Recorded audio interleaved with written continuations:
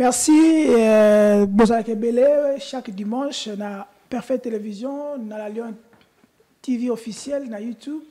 Pour la Colanda rétro de la semaine, on a titi info dans les rétros, tout ce qui s'est passé durant la semaine en République démocratique du Congo, 9h juste Parfait Télévision, 11h juste na la Lyon TV officielle. Merci Nabino surtout parce que vous allez qui est belé, na émission les cas qui bon commenter que bon pesa qui biso ba encouragement, bon pesa qui ba commenter Nabino, bon liker, bon partager qui en émission oyo parce que Sabino tozalité kasilelo to kopeta masolo o les gars qui durant la semaine parce que il y avait tellement d'actualité dans la semaine mobimba Tata Mokonzi azalaki na Kananga dossier Matata Ponyo na Modeste Bati ba dossier qui tellement ebele yango toko beta lelo meeting opposition ezali pe lelo retrait ya mwana mboka Martin Fayulu na processus to na maponami ezali koya Ados Ndombasi alobi soki Martin Fayulu à revoir décision a été à se retirer. Est-ce que Moutumboute continue à décider de la moka mobimba to yebite to kobeta masolo pe lisusu pour l'actualité à semaine par rapport il y a insécurité aux akorené na ville province ya Kinshasa kidnapping eleki tellement ebele massa ça kobeta ma ba individu kobeta massa c'est no courant na moko o kobeta mate insécurité dans l'ensemble de la République démocratique du Congo, il y a un na tant que rétro na biso ya mokola lelo kasi pona boyeba ete tozalinga imo nazalinga mokote nazana invité na biso na plateau mwana mboka Bruno Mibenga n'habite sur la massacre compoté mais c'est un ami c'est un cadre na partie à Nouvelle Élan il y a une de partager entretien peu info dans les rétro ya semaine oyo. Bonjour, soyez les bienvenus. Bonjour, cher Charlie Chango. Merci pour l'invitation. Et puis, napesi bakinois, Union Sombote, Congolais, Union Sombote, Bisika Bazali. Et puis, une fois de plus, napesi Mbote à DG et à Perfect Télévision. Courage nae, DG Peter Chani, bande qu'on a biso Union so Oyoboy, Bazali en Kabal, Bazali à Kobata, ensuite il y a menace politique, il y a régime à Kinshasa.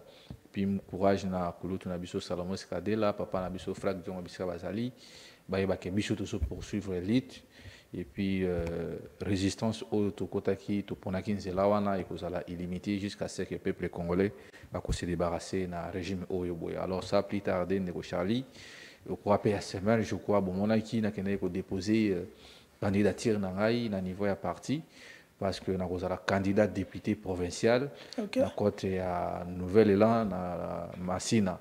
Alors nous avons une Kinois, il y a une responsabilité na bango. Oui, dans quelques mois itikali non Bosemba za fils ya maman. Alors on est dans cadre moko ya biscuit et puis toujours bien c'est ba congolais toujours na vigilance parce que ba moni la candidat na circonscription ni na Massina.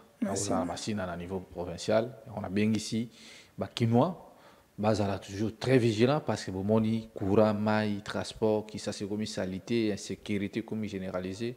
Alors ils aussi vraiment gêne, pour notre travail. Massina au place il y a moi un député tu balabala. Bon, on a eu il semble qu'il y a un député na Katia Massina, mais bana Massina Petro Congo bakoye, bandengeni bako juger. Parce que nous avons besoin de bateaux. Bon, azana mbongo, il y a l'État peut-être bazo utiliser en mais azana peuple a retraché na l'élection ils allaient le 20 décembre.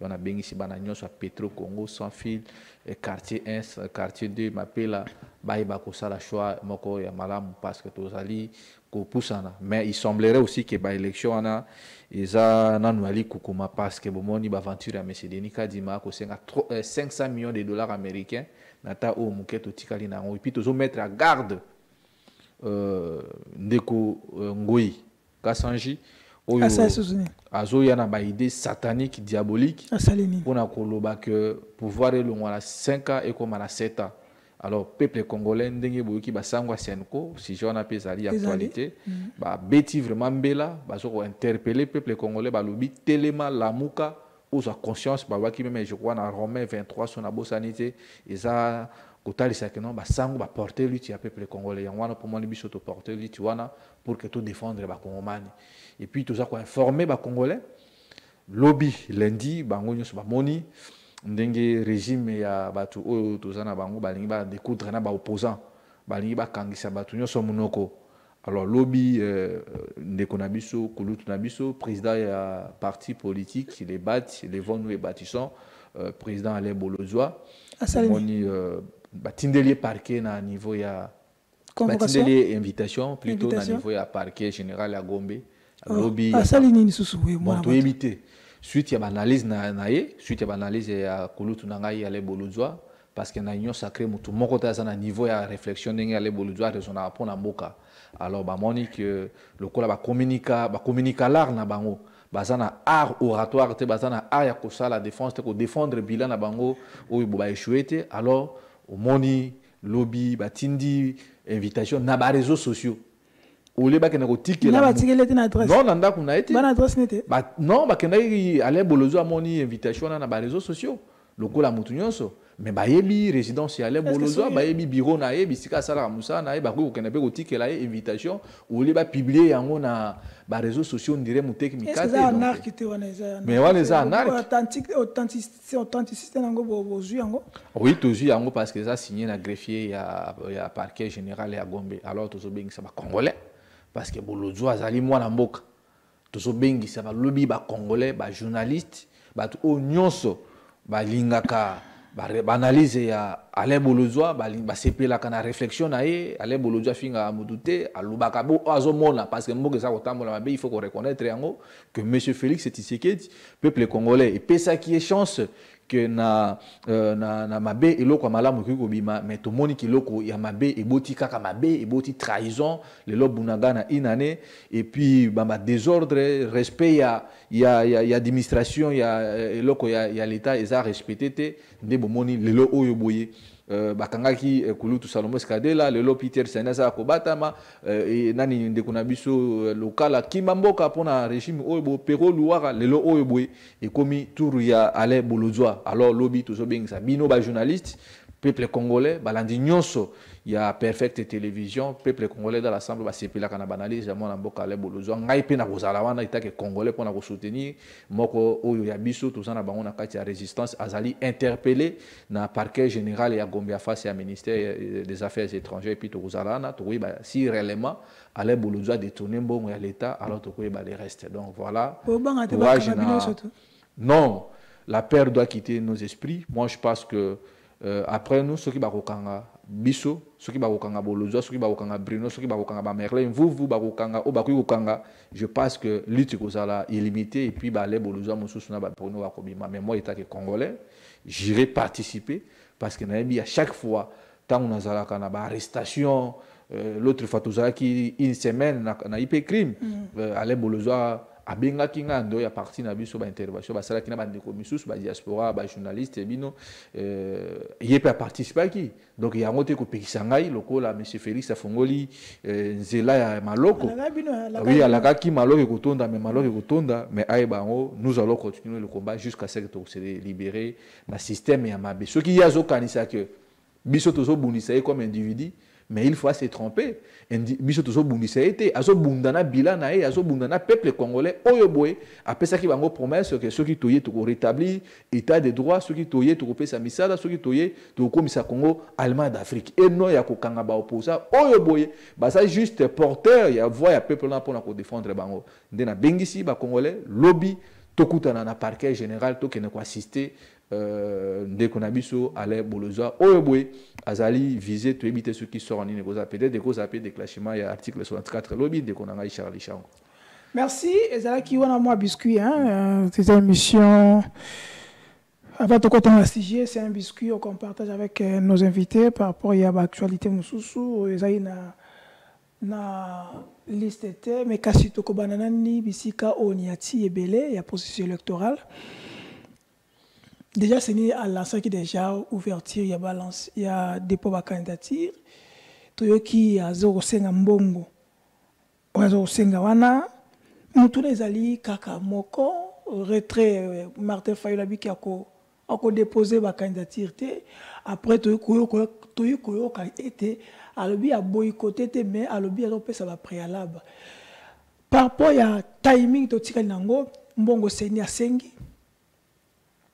Est-ce qu'il y a cause yango na temps réel? Batebelo ba carte na bango. Mais crise au monde na sauté. Analyse non tant que excusez tant que mon politique aux en a parti monene aux alliés jeunes est-ce que ma ponami aux a vraiment d'abord crédible ou écosalem? Oui, Ndeko Charlie oyebi biso depuis 2019 Excellence Adolphe Mozito déjà pesaki position nae atalisaki que élection en 2023 et que la élection moko ya mabe oyo boy Congo etikana nuko organisé te. Et puis ko tala ndenge processus électoral oyo boy esalemi et répondant qui n'entente à peuple congolais te vi nomination ya ndiko Corneille Nanga Junior oyo azali kombo na Kadima ou azali wana au service ya République te mais azali au service. Pourquoi c'est prêt Corneille Nanga Kadima te pourquoi ça mais bango nyonso bazosala ka musala moko ya mabe parce que nanga saki élection moko ya mabe na 2018 yango zo mona pe lelo o boye lokola za petit nanga azosala pe même schéma que nani maître na e biso déjà to dubaki yango que élection na délai ko pesa maté sur le plat il y a principe élection ya malongé ko sala maté sur le plat à fond au monde que non élection ne comme biso crise dans les jours à venir parce que arrivé à Denis Kadima arrivé à ba représentant de l'opposition qui contesté alors biso déjà total ça qui n'a peuple congolais que non élection en 2023 et que ça l'élection moko ya mabe maintenant angle auto commis parce que boyebi que monsieur Félix Tshisekedi dasali ba forcing nae biso à l'époque na la muka to tambola ki pona makambo ya seni to tamboli na bande kona biso ba miso baza na prison makala ba miso baza endommagé ba makolo na bango ibuka na bali se toboka kaka pona dossier ya seni o parce que toki kondimate que mutu oyo boyi azali juge parti boso mona déjà bande kona biso ya ngambo ya union secret baso sepela déjà victoire en avance et ça kotali ça que non élection il y a 2023 transparente na crédibilité nango et donc ekozalate mais cela n'empêche pas biso na kati ya lingomba formation politique nanga bisika nazali kozwa na nouvelle là tolobaki que lokola élection ana ezali seni ezali truqué seni wana ezali au service ya famille ya Tshisekedi biso nouvelle là tokokende na élection pambate toyebi que monsieur Tshisekedi Antoine Tshilombo azali na bilan 0 oyo boya kopesa peuple congolais parce que bolanda ki mona mboka Adolphe Mozito oui Félix azana bilan te yango moni biso au lieu totikela bango boulevard totikela bango nzela ba truquer ba manipuler ba manigancer ni seni wana ekozalate parce que monsieur Kadima il se retrouve maintenant mais ayba kasana famille élargie o bazo souffrir o atika bango na mbujima ina kabeyaka mwanga na mupopa bazana kurate bazana maite o boba misusu batikala na nini na côté ya Kasongolunda côté ya Lubumbashi donc azana famille élargie ba congolais bazo se retrouver te yango no moni biso na logique na biso na kati ya nouvelle là to lobi to ko participer na ba élection na ba niveau nyonso parce que peuple congolais azana biso au cas où que mutu o peuple a coupé ça loboko pour akambaye na 2024 et 2028 et que va proclamer était là ce moment peuple à côté le mapona ko défendre ba droit naé yango zo mona toujours recourir dans l'article 5 où ils allaient côté ça que souveraineté et ça ko revenir à un peuple et puis ceux qui vont simbité to ko kita na article 64 eux lobby que mutu nyonso oyo boy alingi anganzama na pouvoir na lolengi ya mabe ou be ba tricherie article 64 ko déclencher pe soulèvement populaire pour na ko benga na babandi oyo bazoli na ko se meteni na pouvoir na ndenge ya kanai na ndenge ya loma ndenge ba kinwa balobaka donc voilà pour na biso tout ça d'accord to participer na maponami wana mais à une seule condition boycotter maponamité mais la minute au soto boycotter ndenge na lobi awa bozo mona ke Félix Tshisekedi a manigancer a sala o alingi il faut tous ala wana na kati il faut tous ala wana parce que peuple congolais soko talinde ko Charlie au tamboli lelo okei na Équateur, okei na Bandundu, okei na Lubumbashi, okei na Matadi, na Luozi, otamboli Congo mobimba na Kasai, na Nord Kivu kutu kolobate, na Nord Sud Kivu, vous allez comprendre que non, la misère est très élevée. Yango na au lieu que to vendre na libanda, il faut tous alawana maintenant si ko tous travailler opinion ya peuple congolais. Parce que ce côté lui-même na déclaration ya basango ya nini ya Senko nyoso o balobi wana moi je pense que ngai déjà na lobaka yango parce que basango pe ba ko marteler que na 2023 ce qui toke ma ponami peuple congolais lamuka réveille-toi. Ba pesi même écoute on a tina verset biblique lamuka au défendre. Ce qui que batu wana ba respecter volonté na communauté. Beaucoup ont recouru à l'article 64. Abécho Lazara qui est très clair. Mais il paraît, on revient sous l'histoire. En 2018, c'était le cas. Si Zabongo, c'était le cas, qu'est-ce que Eloné Salamaki? Non, 2018, contexte. Coco constitutionnel déjà sur a déclaré déjà. Non, contexte il y a élection en 2018. Dans le contexte il y a élection en 2023. Et ça et ça vraiment différent parce que au moment où les gens avaient donné un minimum de confiance, je sais pas, il y a M. Félix Tshisekedi. Mais bah, se rendre compte que c'est de la pourriture. Alors, peuple sur quoi, peuple a sa faiblesse. Peuple a encaissé, mais sur comme ce que non, peuple congolais a refoulé, a bombardé na muté manaï. Donc, peuple a suite à observer.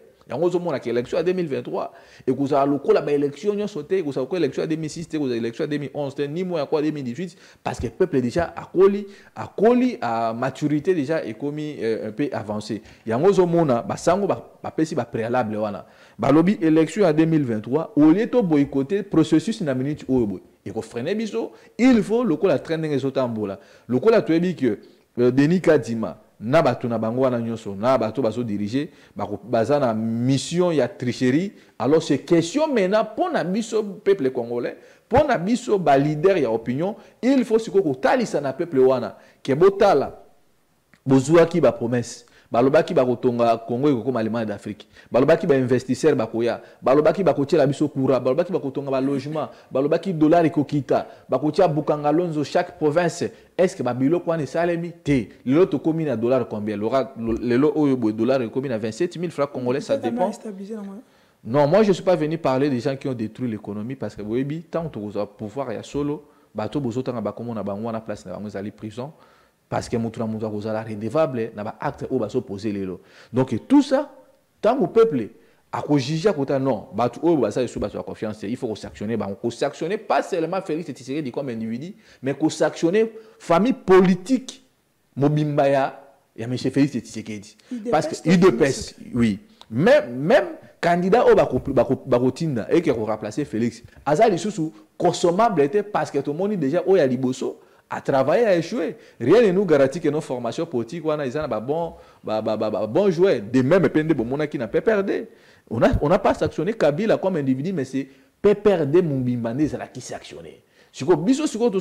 Pour que système y a mabé, système y a détournement, système y a trahison de tout le monde et l'on pour que le peuple congolais justicier vanda mutura mutu a se retrouver. Il y a un moment même dans la déclaration à Basango balobi mukolo ya élection tant ozo voter ozo ngana côté vanda wana osala nini olandela soki candidat na yo asala nini aza vraiment oyo ponaki et puis ba ko afficher nini jour à compilation ba ko tia bureau par bureau batu oyo ba voter bango Basango ba keli susu musika balobi nini ko pona batu oyo te il a été candidat député ce qui a bimi azuma kangonae a remplacer yé population est bandée mais population ko bango lokola bango ekasonji ngoeka sonji yemoko sénateur azuma sénatique soki na assemblée nationale azuma na natique na assemblée provinciale ce qui va jouer cousine na so cousinette na ye donc ce qui a mati azui donc ozomona ke ba biloko nsko ba sango ba prêtre ba pasteur ba talisi yango ke non peuple congolais il faut tellement ba biloko wana ozomona ozola ngai par exemple la réforme ngoeka ka sanji point non parce que ça modèle te comment est-ce qu'il y a lokola mokeli mibeko alingi pouvoir longwa 5 comme na 7 pourquoi et puis sotali même oui sotali même na tweet na mon atali na tongo awa alobi nini présidence de la République et comme à lokola et comme ya royaume au fait. Donc pour eux ça on va répartir la province. Donc 5 provinces, 5 provinces, 5 provinces, 5 provinces, base à ce qu'on a gouverné dans donc alinga ça lokola système ya état. Vous comprenez? Donc le souci c'est que Félix Tshisekedi atika lokola bazo benga roi soleil, Lazare ressuscité, Manitou, Mukwatondolo et Koso ye atika lokola roi likolo et siko boye batunaine babinga bana basalaka. Bota na niveau ya mutema mabe ongo ikaso ya zanango. Yango siko biso lokola ba leader d'opinion, to lobi peuple congolais et loko wana ekosala mate parce que couper ça pouvoir et longo ya 5 ans et comme à 7 ans. Monsieur Félix a passé 14 ans il y a mandat à Rosanango et l'autre monde. Est-ce que on a déjà des provocation au bout des Congo Kassanji à Zakosala par rapport à Montuna Botuna qui pour la président élu Martin Fayulu boycott nous au sein de notre formation politique Tolobaki ils allaient décision encore réfléchie aux familles politiques décidées dans l'Assemblée, bah, qui t'a pour analyser. Mais c'est les divisions à partir. Hein? Donc, pour la biso, pour la biso, moi je ne peux pas entrer dans le fond d'un qui t'a à Kosola. Moi personnellement, ma famille n'a pas nouvelle là, on s'incline, la décision à Bango, et je pense que Bazoa qui t'a vraiment y a réfléchi. On a décision à Bazoa en tant que parti a décidé pas contre la Mouka. Non, le président élu Martin Fayulu Azali sous la Mouka, moi que moi je me trompe, il y a Zoaka auto à Salaka auto exclusion parce que Bazana mais oui, ils ne sont pas à la Mouka parce que coordination à la Mouka, ils a professeur Mathieu Kalele. Si c'était lui qui si c'était la Mouka donc, déclaration, il n'y a même pas à professeur Kalele. Tant que le professeur Kalele n'a pas parlé, moi j'ai dit, je vois que non, le président élu, parce que j'ai beaucoup de respect à président Martin Fayulu. Il avait gagné des élections en 2018. Nous avons défendu la vérité des urnes. Bon, il a préféré être avec le bloc des 4 leaders à Lubumbashi. Voilà, pour nous, nous sommes au sein de la coalition La Mouka, toujours poursuivre le combat et la résistance parce que nous avons abandonné le peuple. Il y a un moment où nous avons participé à l'élection au décembre. Au même moment, nous avons chauffé le peuple. Le peuple a l'océan. Donc, durant 5 ans, nous avons temps à chauffer le peuple congolais pour qu'en décembre, nous avons la victoire au peuple. Et à ce moment-là, nous allons descendre dans les rues de la RDC pour manifester, pour la pouvoir au peuple. Question avant aussi, est-ce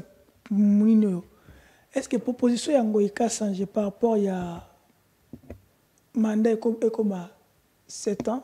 C'est une provocation. Mais oui, des Congolais. Parce que peut-être, si on continue à enrichir, on va tous le but était. Surtout, tous les deux cloches. Nous sommes que si on a 7 ans et qu'on permet au chef de l'État à ça, à conquérir ma promesse au Alaka. Non. Mais si on a le but que, comme à 7 ans, peut-être que ça peut-être un mandat non, moi je ne crois pas.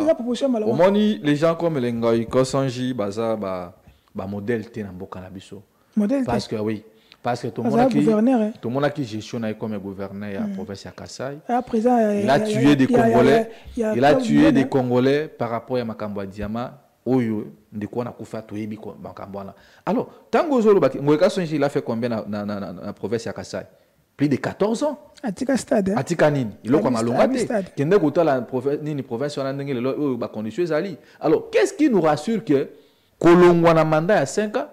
Kokoma na mandat à 7 ans et que le président a commis ça projet ou ba vision na union soyena suka. Les problèmes ezali tu viens tu travailles biska oyo osali oyo osukisi mususu quoi c'est ça la continuité de l'état. Mais dans le contexte ya tweet na Luka tweet ya ngoikation vous allez voir que le monsieur ici il est mal animé sur un esprit il y a zabolo pour na koya kuluba que non il faut to commis ça vous savez ba regroupement ya ba province que non province par province ba comme na nani lokola autonomie na yango dans 5 provinces mais bazala lokola pe na président na bango selon réflexion il y a yango mais c'est ça en fait besoin moi que ça déjà chemin il y a balkanisation donc il y a ce quoi que non ba province on est sanga lokola que ça lokola beta mais bazala mamo konzi na bango so ba gouverneur ce ko ba kokoma lokola ba représentant pour na koya couper sa côte rendue par roi soleil besoin moi que ça déjà ba itation moko ya mabe pourquoi donc likambu o babanda ngokala. Est-ce que pourquoi Bocha a la transhumance à l'Assemblée, à l'Union sacrée? On a quoi modifier la constitution.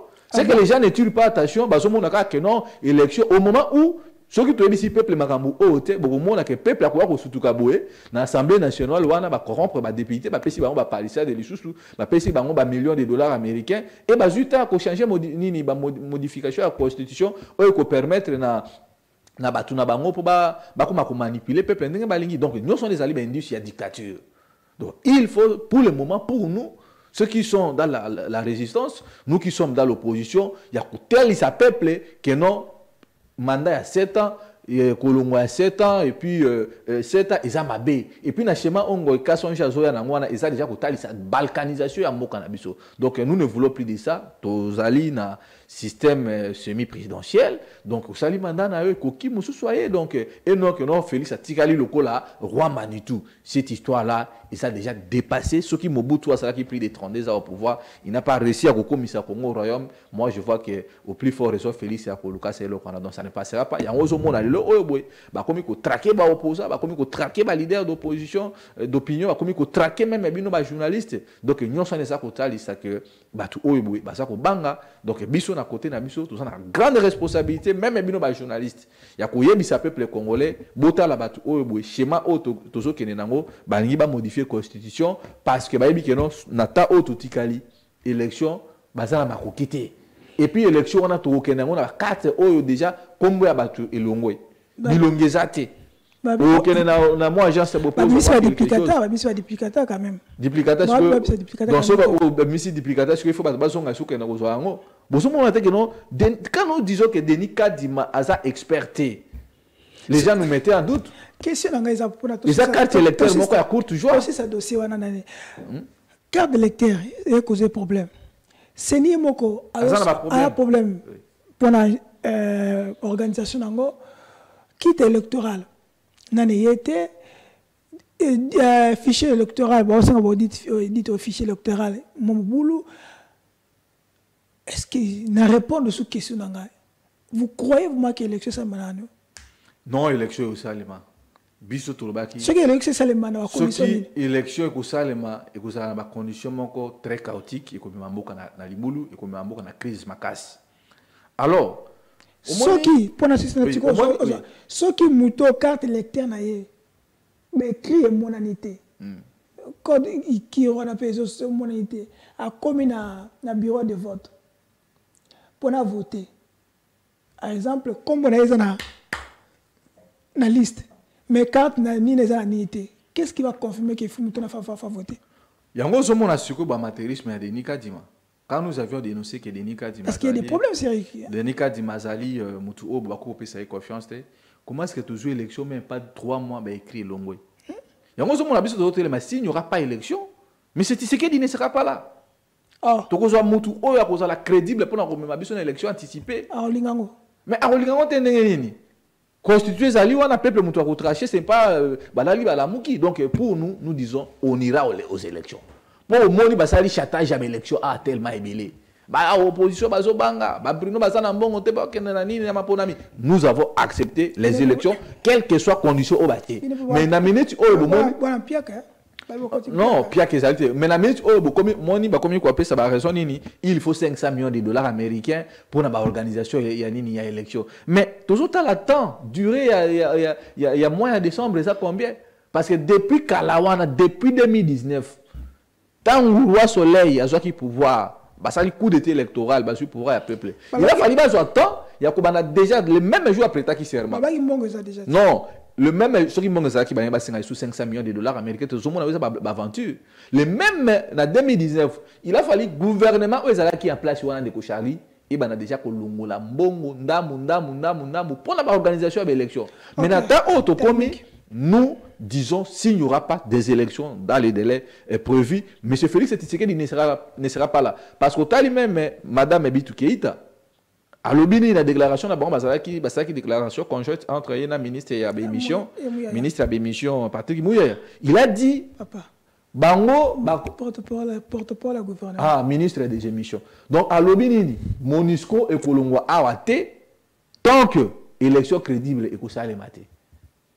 Bakiti pour nous déplacer déployer matériel dans la province po longwa awa na Kinshasa ekoma na Songololo ekoma na Bunia ekoma na Ituri ekoma na Goma ekoma na Mbandaka na Bumba na Lisala na Gemena na Badoliti ekoma na Gungu ekoma na Baidiofa na Profond kuna na Kasai na Bamoneditu et ekoma ndenge nini bozomona que tout ça batu o ba préparer que va créer crise na mboka. Alors ils seront responsables devant le peuple congolais de konanga. Tata mokonza azana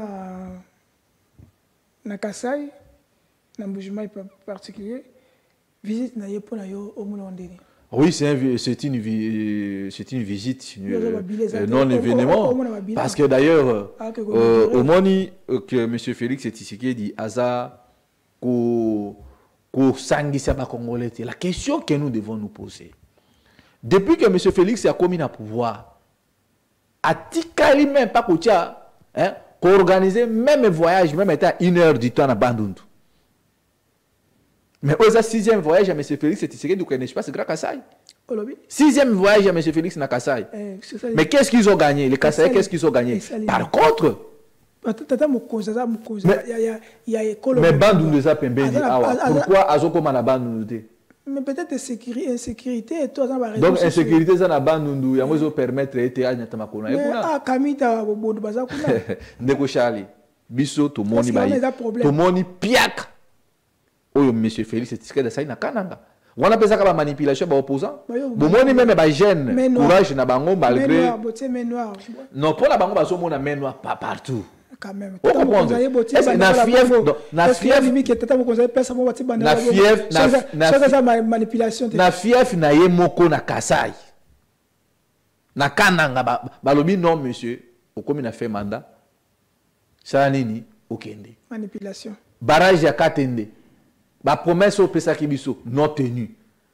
Kassa Yeza ko vivre dans l'obscurité notoire. Mais bande kona bakangi bango.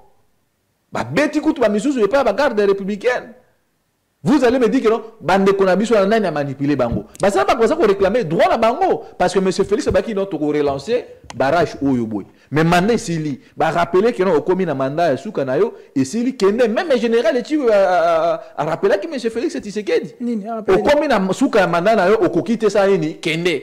Oh, j'ai bino bolanda ki discours ya général tu était na marché soki na nini face à ba militaire. Non, non, nous n'avons pas instrumentalisé les militaires. Ils ont propos outil dans mon général. Quand le général dit, Boti Kabiso Kimia, bino ba politicien, Boti Kabiso ba militaire, tout ça apolitique. Au sali maintenant on moko ekokite. Ce qu'on kokite tika. Est-ce que nani moi vous instrumentaliser le général Tio Azali premier militaire? Qui est derrière le général Tio? Il me croit bien ça responsable dans ma propos naé. Mais non moi je ne sais pas pour la bango bazo mona main noire partout. Au comme ça que non main noire ça comme ba fait comme na 4000 francs bagala. Au bagala non main noire. Le général Pamba. Non, le général a lobby yango ezalaki en direct. Au kokite au sali nini tchaou kende ko pema. Vous comprenez?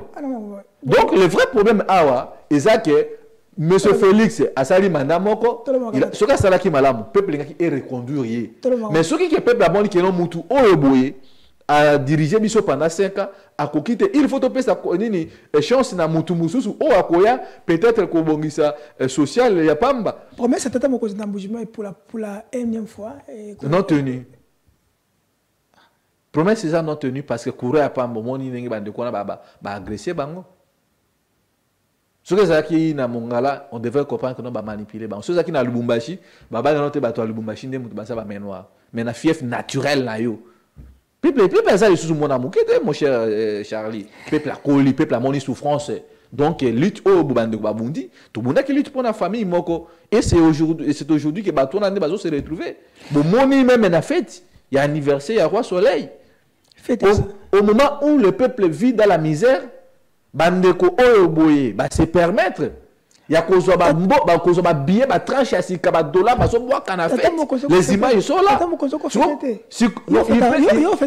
non na koki bon ngai na koki ko fêter mais na koki ko fêter na contexte mokonza sa mokonza de Charlie aux a perdu une famille a ko fêter le lorsque na pèse exemple je ne souhaite pas ça moi na yo akufi je coïncider na jour anniversaire non ça a fait au ça la moté donc les gens ne vont pas nous prendre au sérieux au moment où tu as le lambongo, mais tu as mon lambongo, bozo bois kambongo na fête. Ça, c'est se moquer des gens. Parce que nous avons dit que les images de famille Tshisekedi di bazo bois kambongo, tout le monde a un film Nigeria, tout le monde a un Hollywood, c'est là que non, tout le monde a au moment où na marché dollar les a combattre.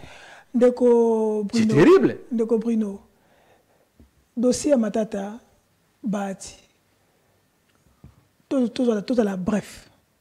Tant que vous avez est-ce que Naza a raison? Est-ce que Bati ako pime la moninga imité naie to sénateur Matata Pono il faut qu'il n'ait défendre. Chacun portera son fardeau. Moni doit mutuna mutaruza responsable na acte à poser qui d'aller passer. Parce que le jour où nous allons récupérer le pouvoir du peuple congolais, c'est l'état des droits de démontrer ça. La justice fera son travail. Bruno Mimbe n'en a pas encore géré. Le président n'a géré. Ah, le président a soit géré. Mais Bruno Mimbe n'a géré dans le côté, il y a triplé à l'État. Donc la justice fera son travail. Si Matata Pon ne se reproche de rien, à quel devant le juge. Mais toi, Matata Pon a détourné plus de 380 millions de dollars à projet. Il y a barrage à Inga. Il a détourné des milliards de dollars américains pour la construction d'écoles. Boukangalonzo ou ensemble. Donc moi je pense qu'à un moment donné, tous ceux qui parlent au nom de Jésus-Christ n'étaient pas serviteurs. Et cela ne veut pas dire que non, tous ceux qui parlent au nom du peuple congolais n'étaient pas au service du peuple congolais. Nous devons être très prudents. Donc Moutouna Moutoua responsable de ma acte.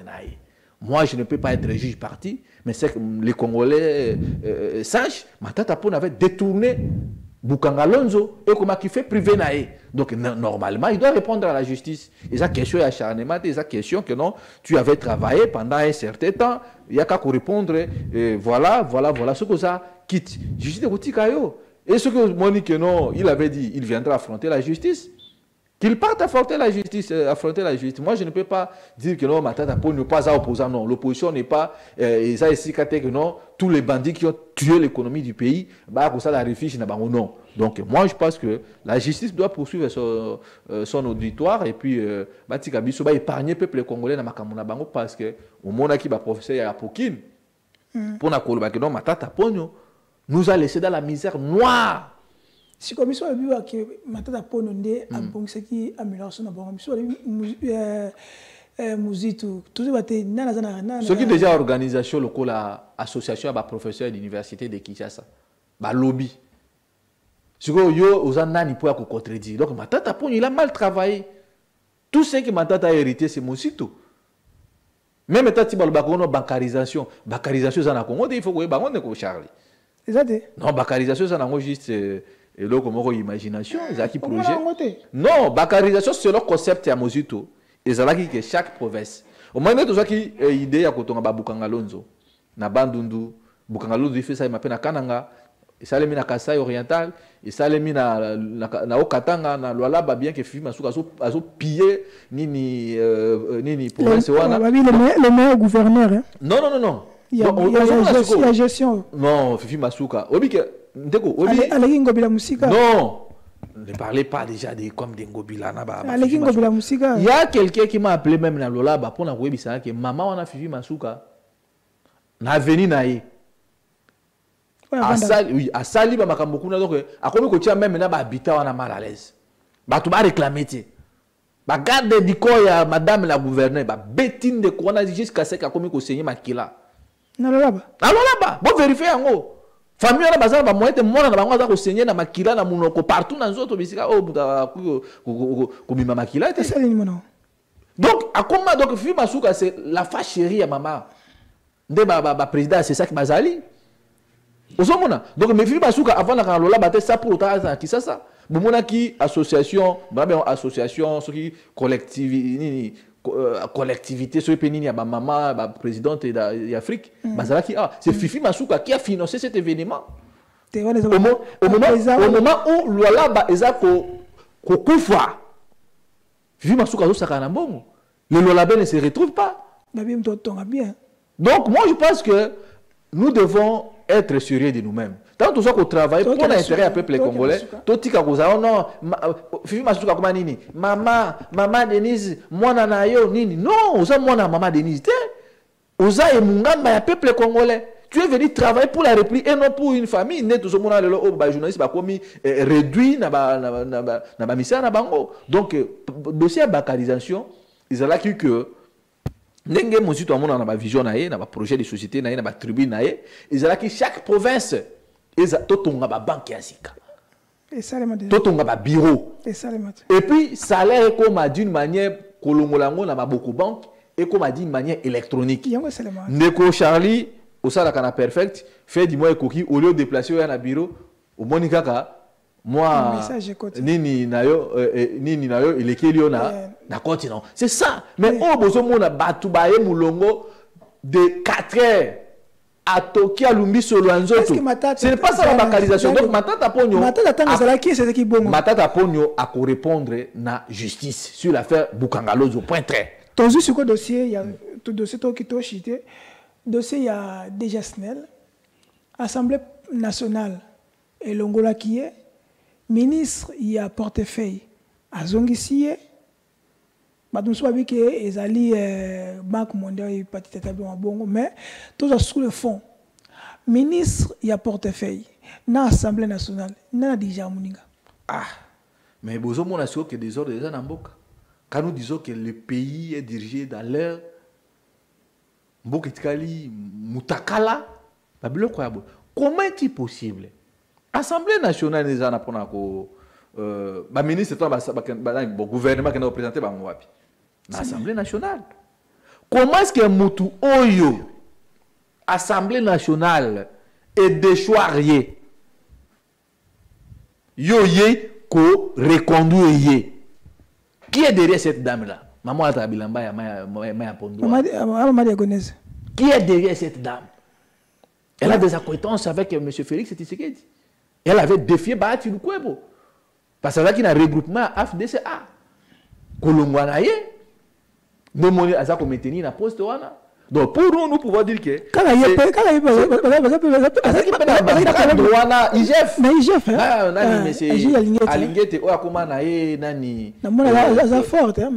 non. Donc Charlie, tout ça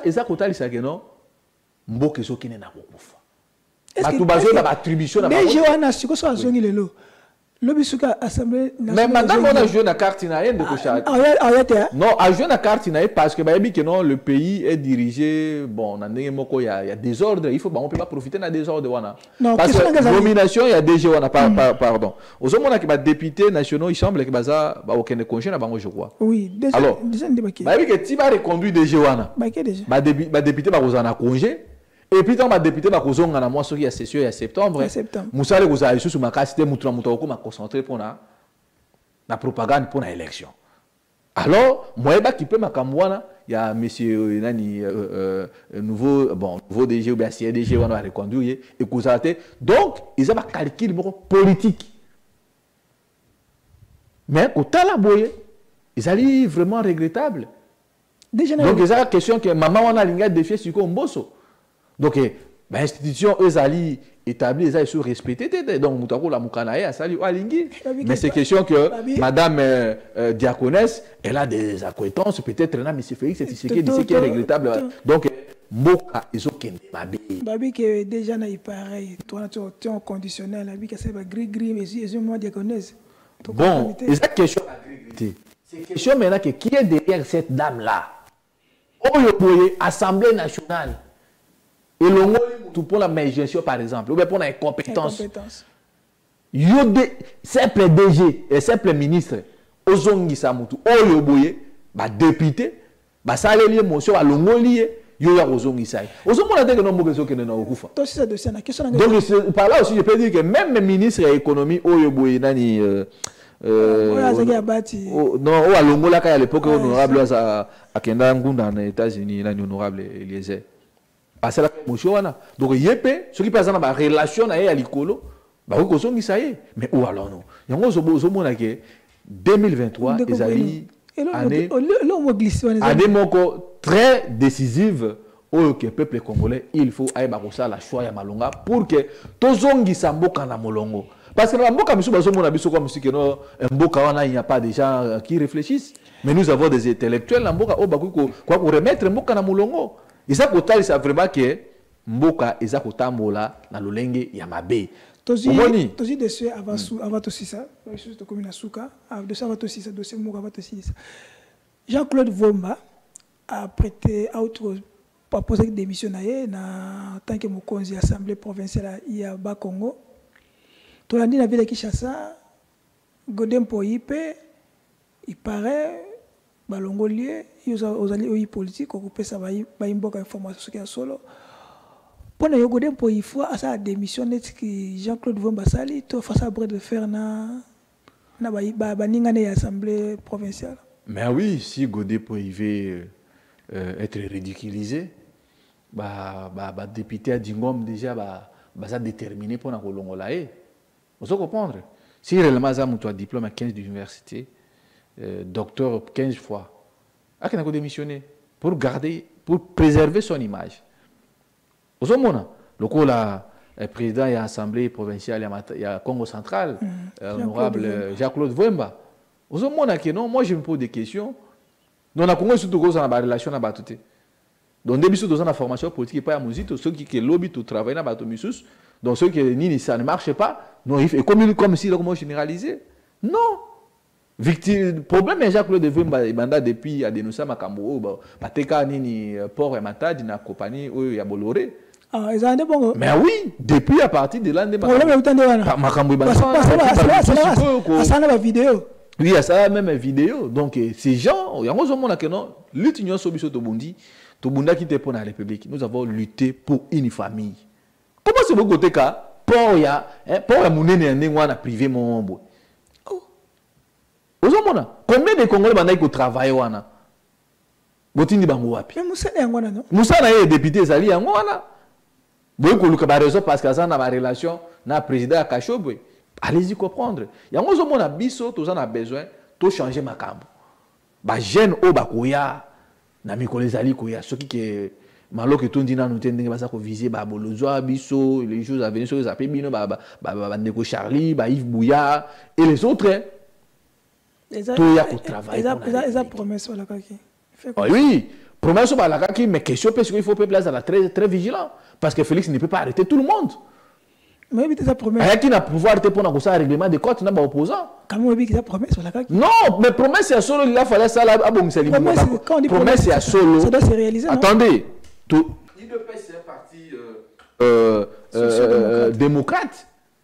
Promesse n'a pas il a fallu réduire le taux de chômage à les jeunes. Insécurité est. Il y a des achats de bataille mais c'est Félix c'est Tshisekedi. Chaque débatteur, il y a qui promesse dans la propagande, ceux qui n'ont pas au Kangale, ceux qui n'ont pas au Kangaba opposant, non, c'est il y a qui prennent discours na bangote, nani fachi vite na propagande. Tout ça pourquoi ça? Et on ne peut pas accepter que non, celui de PES aujourd'hui et comme au Kangaba opposant, bah tout penini, on le boye à lutter qui n'a pas ensemble. Les gens comme les frères Diongo, il se dit être tshisekediste. Les gens comme les Laura Batumona. Vous sentez comment est-ce que pouvoir nous humilier même les bateaux Azaki Nabango. Allez-y comprendre.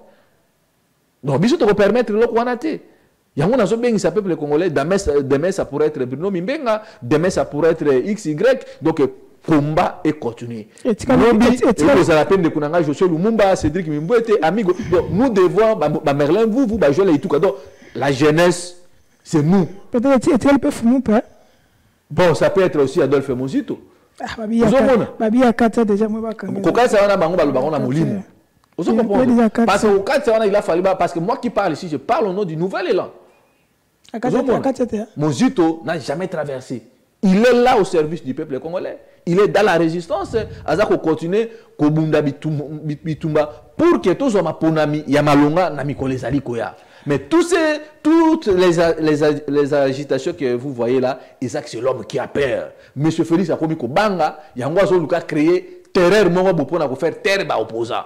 Pour terre leader d'opinion. Alors cette histoire-là ne passera pas. Promesse Nabango, Isala qui serait toyé pour s'installer dans Goma. Naina Vital Kamere. Est-ce que avant la Goma pour restaurer qui met est un peu cannabis? Vous avez eu combien de conditions où Bandekonabiso Bakoufaki, na attaque, ndenge bakundi bango na sachet. Mais nous avons les forêts dans la grande province orientale. Nous avons les bois dans la province équateur. Certains n'ont pas escroqué. Même si on pense qu'il a fait des escroqueries en côté. Donc tout ça, c'est l'irresponsabilité de ces régimes. Nous n'allons pas accepter l'arrestation arbitraire, l'enlèvement et l'opposant à Ndengwana. Donc, M. Félix Tshisekedi dit il faut que opposants ils allaient peuple congolais opposants ils ont province oh yemoko abandaki kolobata mazalaki na opposition et non ya kolanda lelo oyebwe ba opposants ko kanga batu ba interpellation zanga mutuna makila. Alors tant que yazalaki na opposition il critiquait Kabila, on a critiqué Kabila, gestion na bango. Pourquoi Kabila ne l'a fait jamais arrêter? Yekuta kena musia ko benga Kabila papier. Donc, nous, l'opposition est faible. L'opposition a pété. Bon, pardon, ce qui est opposition, ils ont pété. Mais le quoi, le pouvoir, il a fallu rétablir justice. Parce que l'opposition est faible. Donc, le quoi là, l'opposition a pété. Donc, c'est le pouvoir qui est faible à mesure que le pouvoir congolais. Merci. Ezaki wana mwana mboka Bruno Mibenga. Azali cadre na Nouvel Élan mwana mboka Adolphe Muzito Fumumpa à Kambaka. Azali jeune acteur politique. Après c'est analyse d'ailleurs pas tant que Nouvel Élan mais après c'est tant qu'analyse en tant que jeune azako œuvrer dans milieu politique. Azali analyse d'ailleurs. Na robalika moko on va tout suivre ça. Donc, comment on va poser cette question? On va poser un déco Bruno, mais tant et puis sur défaut. Alors, il faut tout dans déco Bruno, on a plateau. Les 10 milliards que l'Ouganda nous doit à l'RDC et Zawapi. L'argent volé dans le projet il y a 100 jours. Et Zawapi, 140 territoires RAM. Voyage, et Tata Mokozi. Et Soukawapi, quel est les retombées, quel est le résultat? Je crois la semaine prochaine, à qu'on répond à Moutuna Oyon, on a vu qu'on a un poteau. On a une autre question, on a invité à un plateau. Pourquoi? Mais on a transmis déjà Maloba, à qu'on s'est préparé pour ça. Je crois qu'on va l'inviter à la prochaine émission. Donc, on va être solo dans des comprimés. Donc, on a un message à Tinda. Oui, oui. Et ça, le collatéraux Félix a réduit ça, donc, on a biso. Il y a un autre chose, on a babilo quoi là, peuple congolais, c'est pas Outala. Il a fallu le gouvernement ougandais foutre biso bongo. Félix a dit non, bino beaucoup foutate. Donc, azo considérer même bateau ba koufate. Ma qui a respect à peuple, il y a mort. Alors, comment est-ce que tout le continue mon travail? Donc, moi, j'interpelle plus la jeunesse. Jeune. Nous faisons face à un dictateur qui est Félix Tshisekedi, entouré par les ennemis de la République. Bozomona lelo, arrestation, il y a des journalistes, liberté d'expression commis réduite, arrestation illégale, enlèvement et opposants. Nous sommes parce que batu oyeboye, basali, la tour de Babel, pesibino maïté, pesibino kurate, boy suko oyeboye, makambuna bango. Et bimana poissa. Nazo bengi ça va congolais 2023 nouvelle là kokena maponami. Et puis lobby lundi to kokena ko tik ko accompagner aller bolozo na parquet. To yeba soki aller bolozo détourner 100 millions, le lo bato a détourner ba millions ba ko ba ministre économie. Alors lobby to zo bengi ça congolais nyonso o asepela kana aller bolozo to kutana wana pour ko accompagner les résistants, analystes politiques. Président Alibati ou bazali na kati ya opposition to zana bango ko bunda bitumba moko batu nyonso ba ko contacter bisu zali na plus 243 81 73 11 702 plus 243 81 73 11 702 wana de ba ko komela biso s'occuper batu ou baza mal intentionné numéro na bisu zali wana nous n'allons pas perdre et puis nous n'allons pas reculer pour continuer na combat au jusqu'à ce que Peter Tchani ba kozongela misana ba ko ba journaliste ba Yves Bouya mutuna mutu asa musana et non ya ko luka ko intimider ko faire ko kanga batu wana e ko le katende ko Charlie. Merci dans mon mboka azali na régie, merci na Dani compagnie biso, merci na bino bokolanda to ko senga na bino ka eloko moko bo encourager biso bo soutenir biso ba numéro za wana Bo aimer, bo partager l'émission parce que tout ça là on pour nabino, tu la to tongo awa ko tourner émission tout ça presque 9h, tu la bino manda ba 6h ba transport mais nous sommes là pour le bien le bien il y a République démocratique du Congo parce que sans information mboka on est à kokufa. Merci sous na mwana mboka notre DG Peter Tani courage bisiko zali.